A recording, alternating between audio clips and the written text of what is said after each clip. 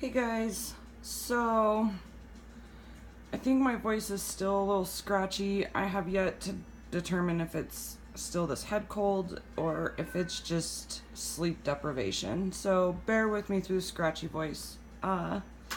Today I am going to go over soft and creamy backgrounds. I get asked a lot how I get some of my textures and how everything's so smooth. So this little steampunk bug was done with my KrYsTaL Pit Pastel pencils. I love them. They're great. And then this little fairy here was done with a single blue Prismacolor pencil. It did take a little bit of time.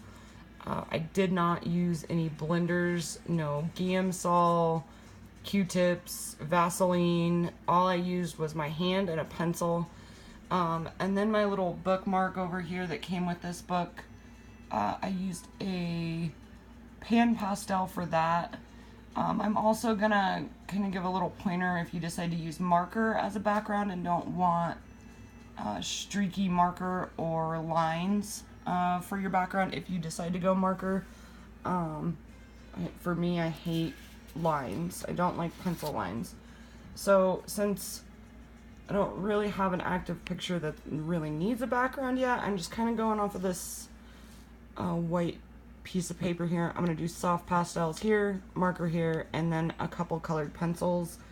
Here's kind of everything I've got. I've just got a Prismacolor marker, alcohol based, which would be similar to Sharpie. Prismacolors are a little bit heavier. I've got a Prismacolor pencil here, which I prefer for backgrounds just because they are wax based and they tend to go on a little bit thicker and creamier. This is my Pit Pastel, KrYsTaL. I buy open stock. I haven't dove into a set. And then I have a KrYsTaL colored pencil here, which is oil based. So, and then I've got some random applicators here. Some of them work better for certain mediums, for the soft pastels. I've found that this one works really good for the pan pastels, and this is good for soft pastels. And then I've got a Q-tip here as well because sometimes that's the best way to go about it. Alina sent me these. They're just some cheap Hobby Lobby soft pastels.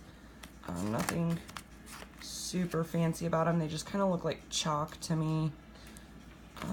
And then of course the pan pastels, which are super creamy.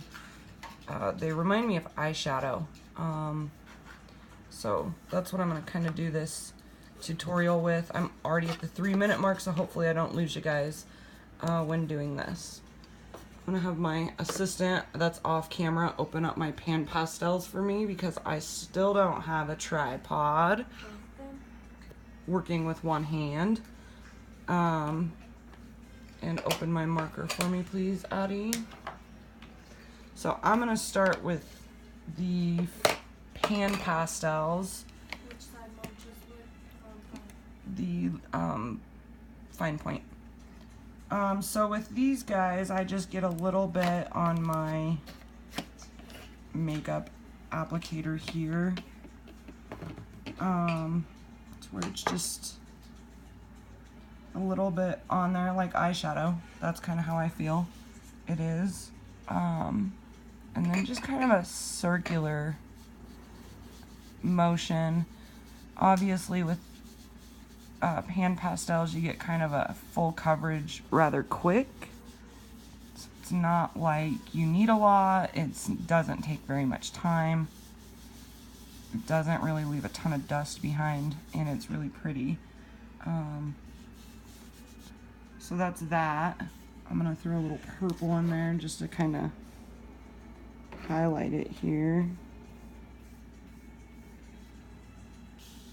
So you can just go in there and kind of add some little detail if you wanted, kind of give it a two-tone effect. So obviously when you're using this as a full background option, it can be really pretty if you get in there and give it some detail. cloud effect is what I kind of feel like they do. So that's pan pastels. Like I said, extremely quick and easy. And then I've got my KrYsTaL Pit Pastel, which is what I used on this guy here. And honestly, this is a super tedious process. You're just gonna tight little circles. And it does kind of take some effort. I think the bug page, the background, took me a couple hours to do. So when you go in, you get some layers going there.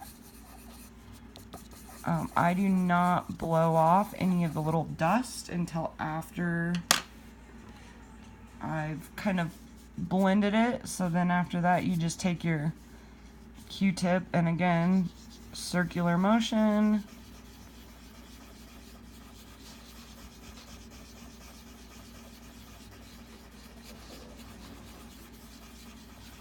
And give it a nice little blow off.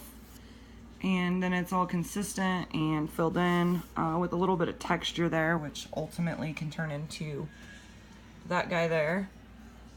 And then for these little chalk guys, I tend to use these on bigger pages when I'm not looking for a ton of detail or if I'm mixing colors.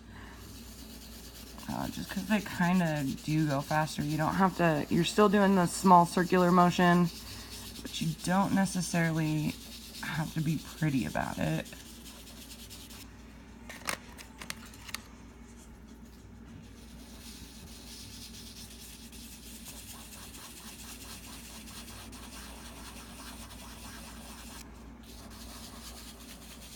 I use these on my Enchanted Forest page, which I don't know if any of you guys remember that one. Again, Q-tip or even one of these guys works great. I'm going to use this Q-tip because I've already got it out. And swirl them together. I always try to get the edges first just so I'm not drowning out one color over the next. And then I'll come in and do just individual colors.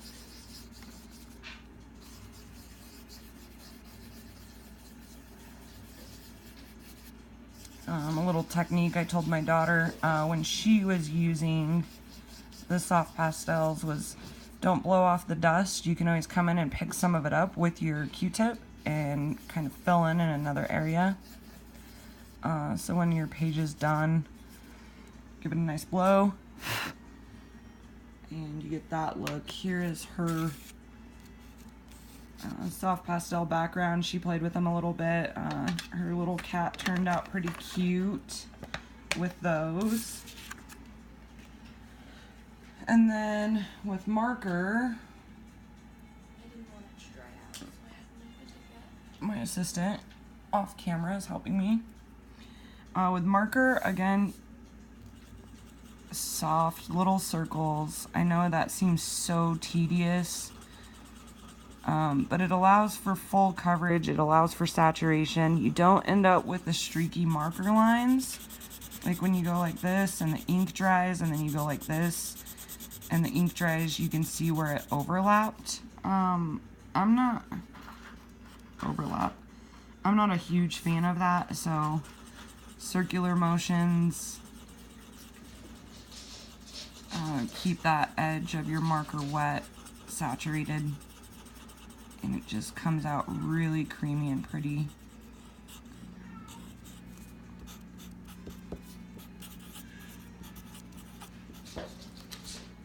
So that's what I do with that.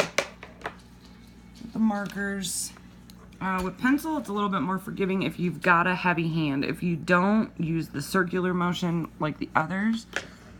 But you can just go in with a heavy hand and go...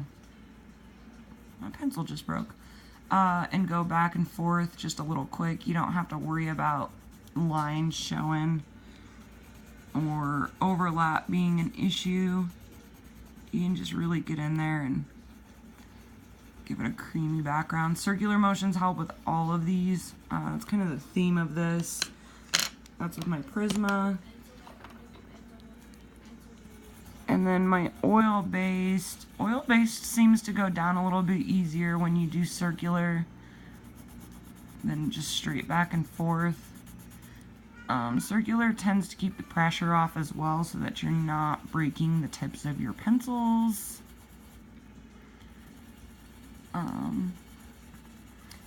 Yeah, so I know that was kind of a real basic